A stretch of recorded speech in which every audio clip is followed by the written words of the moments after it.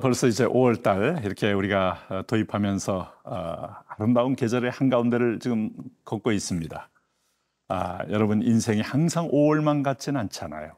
네? 5월은 뭐 심지어 계절의 여왕이다. 뭐 메이 퀸, 뭐 메이 킹도 있는지 모르겠습니다만 그래서 축제의 계절이기도 한데 그러나 인생이 항상 축제만 있는 것이 아닙니다.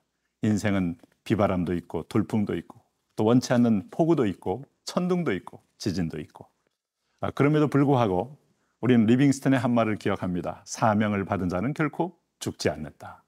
이런 생각을 하신다면 우리가 잔잔할 때는 또 더욱 이 잔잔함을 누리면서 하나님의 은총의 따스한 숨결 속으로 들어가시고 폭풍 속에도 우리가 두렵지 않고 우리의 인생의 길을 분명히 잡고 전진하시면 분명히 그분은 거기 계신 분을 만나게 되는 것입니다. 자, 오늘도 우리 함께 시작하겠습니다. 민수기 20장 14절에서 21절 말씀입니다. 민수기 20장 14절에서 21절 말씀입니다. 모세가 가데스에서 에돔 왕에게 사신을 보내며 이르되 당신의 형제 이스라엘의 말에 우리가 당한 모든 고난을 당신도 아시거니와 우리 조상들이 애굽으로 내려갔으므로 우리가 애굽에 오래 거주하였더니 애굽인이 우리 조상들과 우리를 학대하였으므로 우리가 여호와께 부르짖었더니 우리 소리를 들으시고 천사를 보내사 우리를 애굽에서 인도하여 내셨나이다. 이제 우리가 당신의 변방 모퉁이 한 성읍 가데스에 있사오니 청하건대 우리에게 당신의 땅을 지나가게 하소서. 우리가 밭으로나 포도원으로 지나가지 아니하고 우물물도 마시지 아니하고 왕의 큰 길로만 지나가고 당신의 지경에서 나가기까지 왼쪽으로나 오른쪽으로나 치우치지 아니하리이다 한다고 하라 하였더니 에돔 왕이 대답하되 너는 우리 가운데로 지나가지 못하리라. 내가 칼을 들고 나아가 너를 대적할까 하노라. 이스라엘 자손이 이르되 우리가 큰 길로만 지나가겠고 우리나 우리 짐승이 당신의 물을 마시면 그 값을 낼 것이라. 우리가 도보로 지나갈 뿐인즉 아무 일도 없으리이다 하나 그는 이르되 너는 지나가지 못하리라 하고 에돔 왕이 많은 백성을 거느리고 나와서 강한 손으로 막으니 에돔 왕이 이같이 이스라엘이 그의 영토로 지나감을 용납하지 아니하므로 이스라엘이 그들에게서 돌이키니라. 오늘 본문을 보시면 민수기 20장 14절부터 이제 36장까지는 광야의 후반부를 가리킨다고 할 수 있겠습니다. 자, 오늘 여기 이제 모세는 드디어 가데스, 소위 말하는 에돔, 모압, 암몬 이렇게 이제 요단강을 중심으로 북쪽으로 이렇게 쭉 이 거류민들이 이제 포진되어 있어요. 맨 먼저 만나는 족속이 에돔 족속입니다. 그래서 에돔, 모압, 암몬 이렇게 되기 때문에 가데스는 에돔의 밑에 있는 곳입니다. 행진의 행진을 거듭하여 드디어 요단강을 건너 이제 에돔까지 오게 된 거죠. 자, 에돔을 왔을 때 모세는 우선 에돔 왕에게 사신을 보내서 당신도 우리 형제니까. 왜 형제입니까? 뭐 따지고 족보로 올라가면 야곱의 형 에서의 자녀가 에돔입니다. 그러니까 한 아버지 밑에서 난 형제가 맞죠. 뭐 모압이나 암몬이나 다 마찬가지로 아브라함의 조카 롯의 후손들이니까 다 한 형제의 그 후손들이죠. 그래서 하나님은 아직도 인류가 번창하기 전이기 때문에 얘네 이 사람들하고 적대하지 말아라. 싸우지 말아라. 이렇게 권면을 했던 거예요. 어쨌든 그런 형제의식을 가지고 있었으면 이 백성들이 애굽에서 430년 동안 노예 생활을 해오면서 지금 해방에 지금 행진을 하고 있지 않습니까? 그럴 때 좀 길을 비켜주고 열어주면 얼마나 좋았겠어요. 자, 그런 얘기를 하는 겁니다.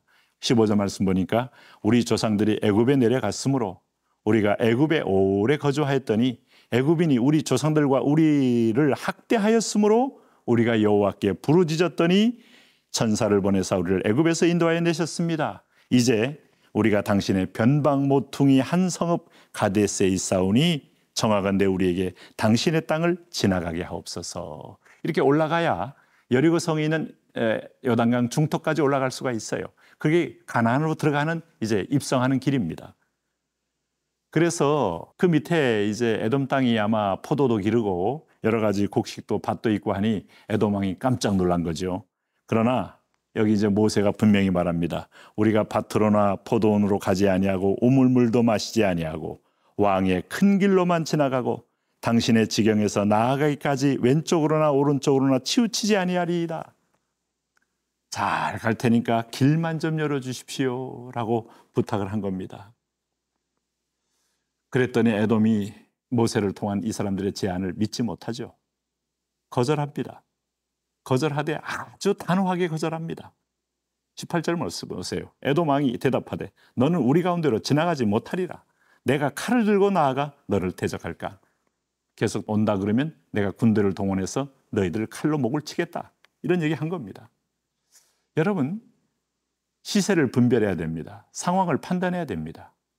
그 사람이 누구냐가 중요한 게 아니고 이 세력이 어떤 세력이냐. 오늘 이 사람들은 하나님의 구원 역사로 하나님 나라를 위하여 하나님이 이끌고 있는 구원의 행진인 거예요. 여러분, 개인의 믿음의 성숙이 내 안에서 구원의 확장이 되고 하나님 나라가 확장돼야 됩니다. 그런데 이걸 방해하는 세력이 있어요. 누구겠습니까? 사탄입니다. 이생의 자랑, 안목의 정욕, 육신의 정욕이 내 믿음의 성장을 방해합니다. 하나님이 원수로 여깁니다. 이 백성들 가나안 들어가야 합니다. 그래서 하나님은 이 백성에게 먼저 적대하지 말라고 합니다. 모세가 지금 완곡하게 얘기하고 우리가 심지어는 뭐라고 했으며 하면 19절에 이런 말도 합니다.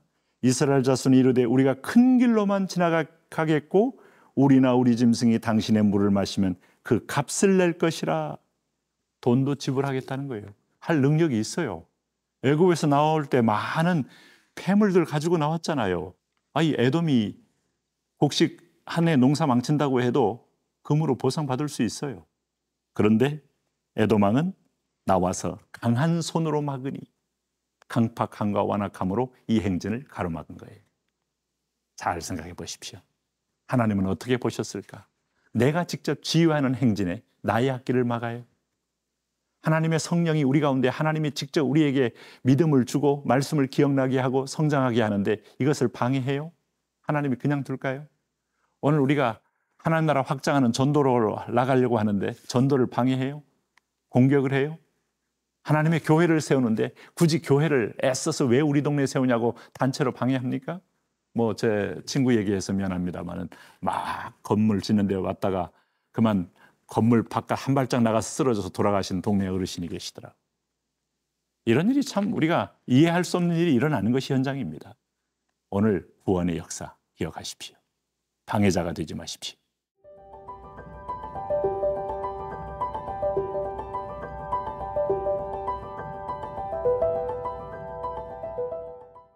오늘 민수기 20장 21절 오늘의 묵상의 마지막 절을 보면 에돔 왕이 이렇게 말합니다. 에돔 왕이 이같이 이스라엘이 그의 영토로 지나감을 용납하지 아니하므로 이스라엘이 그들에게서 돌이키니라. 자, 사단의 공격은 우리에게 큰 상처를 줍니다. 그런데 여러분, 그 상처마저도 내 것으로 받지 마세요. 하나님이 처리합니다. 하나님이 상대해 줍니다. 그런데 이스라엘 백성들은 이 상처가 너무 컸어요. 눈에 보이는 저 앞에 있는 행진을 여정을 놔두고 우회한다는 것은 또 다른 메마르고 건조한 사막 행진을 의미하기 때문에. 그럼에도 불구하고 하나님은 이걸 통해서 또 우리에게 필요를 공급해 줄 것이니까 너무 인간적으로 애석해하지 말고 분노하지 말고 낙심하지 말고 상처받지 말고 시험 드는 일을 스스로 자초하지 말자. 그래서 이때부터 에돔은 하나님이 직접 상대하는 원수가 되는 겁니다. 여러분, 이 말씀 보면서 성령 회방죄는 결코 용서받지 못한다는 말의 의미를 이해하시겠습니까? 네? 성령이 하는 일은 그리스도에게 인도하는 거예요. 그리스도에게 중매시키는 거예요. 하나님의 말씀을 기억나게 하는 겁니다. 뭐가 기억을 안 나게 합니까? 내가 더 좋아하는 관심이나 생각들이 기억을 못하게 하지 않습니까? 하나님 그런 데서 분노하고 계셔요. 오죽했으면 하나님께서 오늘 문인방과 문설주와 내 미간에 말씀을 붙이고 손목에 매이라고 하겠습니까? 계속 내 말씀을 봐야 나를 기억할 만큼 너희들은 나를 이미 마음으로 깊이 떠난 존재이기 때문에 회복은 하나님을 기억하는 데 있어요. 말씀을 기억하는 데 있어요.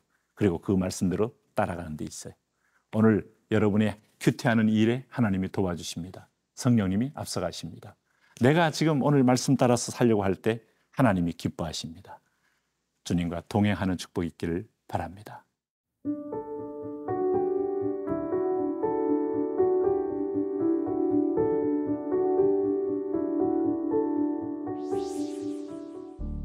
하나님 아버지, 우리가 하는 행진에는 하나님이 함께 하십니다.